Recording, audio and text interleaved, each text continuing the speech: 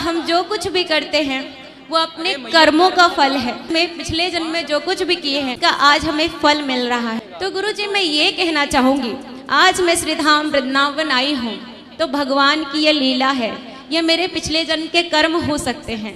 आज जो कुछ भी मैं कर रही हूँ वो मेरे पिछले जन्म के कर्म हो सकते हैं। लेकिन अगर ये धरती को कर्म भूमि कहा गया तो मैं अभी प्रेजेंट में इस वर्तमान समय में कर्म कहाँ कर रही हूँ? तो पिछले कर्म के जो फल हैं उसी को भोगने में अपना समय बिताते जा, फिर मैं कर्म कब कर रही हूँ? कर्म तीन प्रकार के होते, संचित, क्रियमाण और प्रारब्ध। क्रियमाण कर्म वो है जो आप कर रहे हैं, जैसे आप हमसे प्रश्न पूछ रहे हैं, ये भी आप कर्म कर रहे हैं, क्रिया चल रही है, क्रियमाण।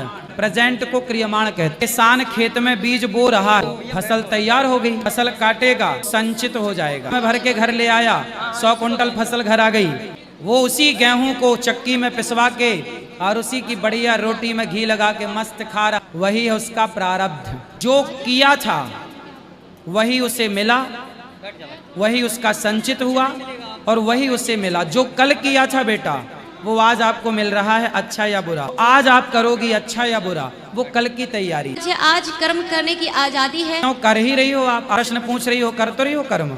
कोई बकरे को काट रहा है तो कोई बकरे के मलहम पट्टी लगा रहा, कर्म दोनों है। आप को काट रहे हैं वो भी कर्म हो रहा है और आप बकरे को मलहम पट्टी लगा रहे हैं वो भी कर्म हो रहा है। कर्म जब आप करेंगे तो उसका फल भगवान देंगे, मलहम पट्टी लगाने का फल भी भगवान देंगे और बकरे की गर्दन में तलवार चलाने का फल भी भगवान देंगे। कैसे पता चलेगा कि अभी जो हम कर रहे हैं वो पिछले जन्म का कर्म का फल है या इस जन्म का कर्म है? तो कुछ चीजें भगवान को पता रहने दो, तुमको पता लग जाएगा, तुम ही ना भगवान हो जाओगी। कुछ चाबियां ईश्वर के हाथ में, हम ईश्वर की कठपुतली हैं, ईश्वर अपनी चाबी हमें नहीं दे सकते।